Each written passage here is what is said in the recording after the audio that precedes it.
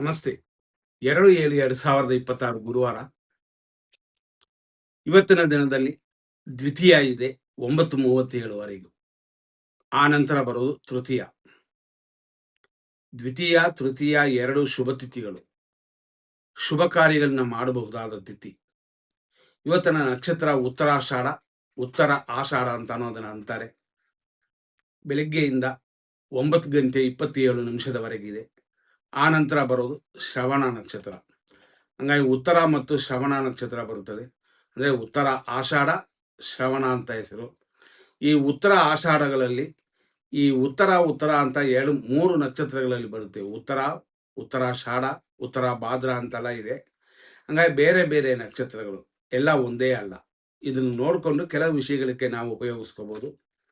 ಇವತ್ತಿನ ದಿನ ಶುಕ್ರವಾರ ಬಂದಿದೆ. ಈ ಶುಕ್ರವಾರ ದಿನದಲ್ಲಿ ಬಂದಿರುವಂತಹ ನಕ್ಷತ್ರಗಳನ್ನ ಲೆಕ್ಕಕ್ಕೆ ಇಟ್ಕೊಂಡು ಕೆಲವು ವಿಷಯಗಳನ್ನ ನಾವು ನೋಡಬಹುದು.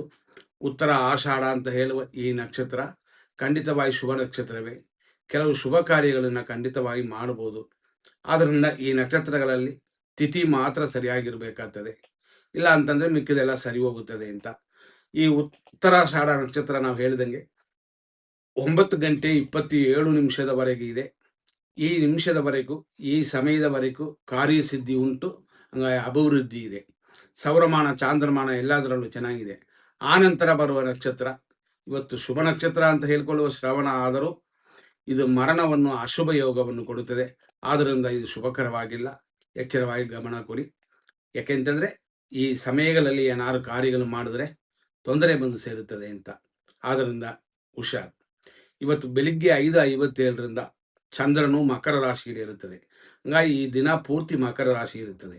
ಅದರಲ್ಲೂ 9:27ವರೆಗೂ ಉತ್ತರಾಷಾಢ ನಕ್ಷತ್ರ 4ನೇ ಪಾದ. ಇಷ್ಟಕ್ಕೆ ಉತ್ತರಾಷಾಢ ನಕ್ಷತ್ರವೇ ಮುಗಿಯುತ್ತದೆ. ಆನಂತರ ಸಂಜೆ 4:04 ಶ್ರವಣ ನಕ್ಷತ್ರ 1ನೇ ಪಾದ. ಆನಂತರ ರಾತ್ರಿ ಅಂದರೆ 10:39 ಶ್ರವಣ ನಕ್ಷತ್ರ 2ನೇ ಪಾದವಿದೆ. ಆನಂತರ ಬರೋದು 5:13 ಬೆಳಗಿನ ಜಾವದವರೆಗೂ ಶ್ರವಣ ನಕ್ಷತ್ರ 4ನೇ ಪಾದ. ಅಲ್ಲಿಂದ ಮತ್ತೆ ಶ್ರವಣ ನಕ್ಷತ್ರದ ಉಳಿದಿರುವ ಭಾಗಗಳು ಸ್ಟಾರ್ಟ್ ಆಗಿ ನಾಳೆಯವರೆಗೆ ಇರುತ್ತದೆ. ಇದರಿಂದಾಗಿ ಕೆಲವು ವಿಷಯಗಳಲ್ಲಿ ಗಮನ ಕೊಡಿ.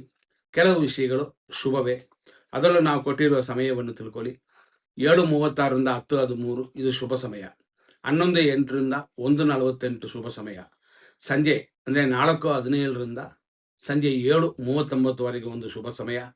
ರಾತ್ರಿ 9:39 ರಾತ್ರಿ 12:54 ಒಂದು ಶುಭ ಸಮಯ. ರಾತ್ರಿ 2:47 ಮೇಲೆ ಶುಭವಾಗಿದೆ. ಹಿಂಗೆ 100% ಅಶುಭ ಸಮಯವನ್ನು ನೋಡೋಣ. 5:57 7:02 ಮೃತ್ಯು. 5:57 7:34 ಯಮಗಂಡ ಕಾಲ.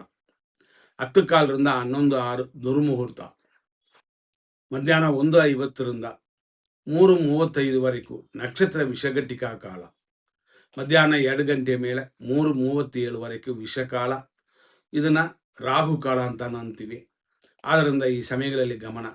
ಹಂಗೆ ಕಂಟಿನ್ಯೂ ಆಗಿ ದುರ್ಮುಹೂರ್ತವಿದೆ ಸಂಜೆ 4:15 ಸಂಜೆ 7:41 ಮೇಲೆ ರಾತ್ರಿ 9:35 ಮೃತ್ಯು.